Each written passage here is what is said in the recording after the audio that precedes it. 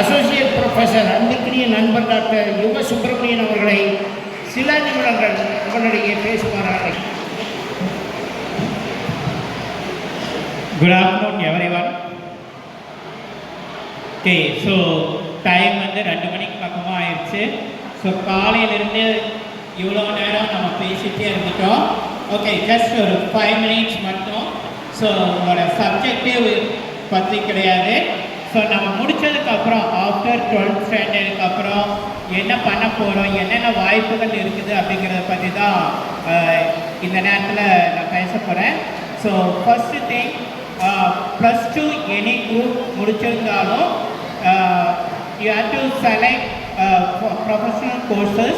So professional courses அப்படிங்கிறது பார்த்தீங்க அப்படின்னா CA, ACS, ICWA அப்படிங்கிறது. ஸோ அப்படின்னா என்ன அப்படின்னா, இப்போ முன்னாடி சார் சொன்னாங்க, இன்றைக்கி இருக்கிற ஆண்டர்பிரனர்ஸ், அதாவது தொழிலதிபர்களுடைய மனநிலை என்ன அப்படின்னா, நாம் 5 ரூபா சம்பாதிக்கிறோம் அப்படின்னா அந்த 5 ரூபாயிலிருந்து 1 ரூபாய் செலவு பண்ணினா போதும் அப்படிங்கிற மனநிலை.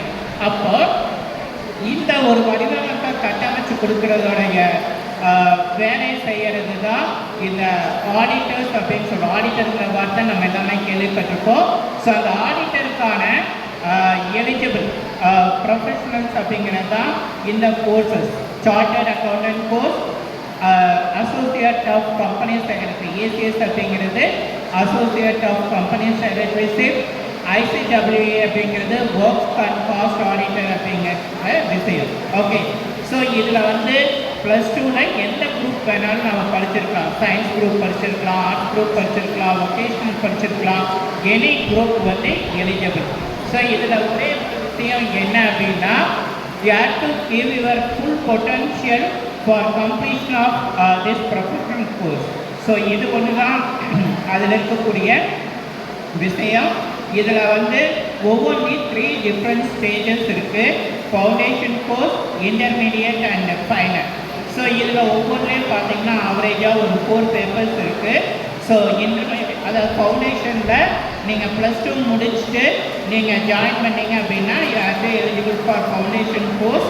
So after completion of foundation course you are eligible for intermediate.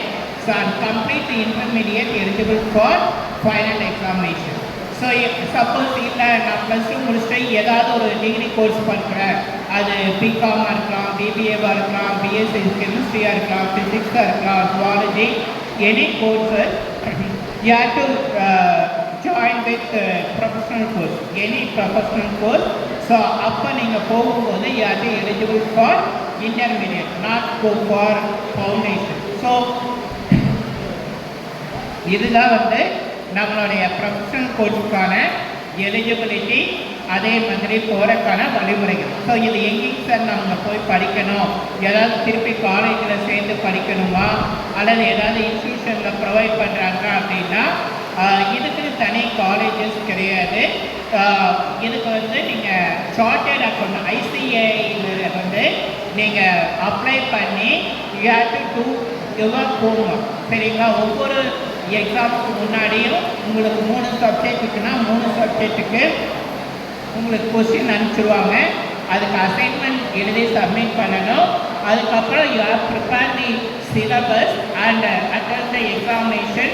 You have to clear that examination direct go for the another stage. இதில் ஒரே ஒரு விஷயம் என்னென்னா, அக்ரிகேட் வாங்கணும். அக்ரிகேட் வாங்கணும் அப்படின்னா தான் நம்ம பாஸ். ஸோ இப்போ 3 பேப்பரு மினிமம் பாஸ் வந்து 50 அப்படின்னா 150 மார்க் எடுத்தால் பாஸ் அப்படிங்கிறது பேசிக் பாஸ். பட் அக்ரிகேஷனுங்கிறது 3 சப்ஜெக்டையும் சேர்த்து நீங்கள் 200 மார்க் எடுக்கணும். அப்போ தான் 3 பேப்பர்லேயும் நீங்கள் கிளியர். ஓகே சார், நான் ஒரு பேப்பரில் 50 எடுத்திருக்கிறேன், ஒரு பேப்பரில் 60 எடுத்திருக்கிறேன், நான் பாஸ் தானே அப்படின்னா அப்படி கிடையாது. ஓகேங்களா? ஸோ இதுதான் அதில் இருக்கக்கூடிய ஒரு இன்ட்ரெஸ்டிங் ஃபேக்டர். ஸோ இதுதான் அதுக்கான பேசிக் திங். ஸோ இதில் ஏதாவது கிளாரிஃபிகேஷன் வேணும் அப்படின்னா you have to go and search the basic. So time இல்லாததுனால I to finish this stage. Thank you. கருத்துரை வழங்கிய ஐயா அவர்களுக்கு நன்றி.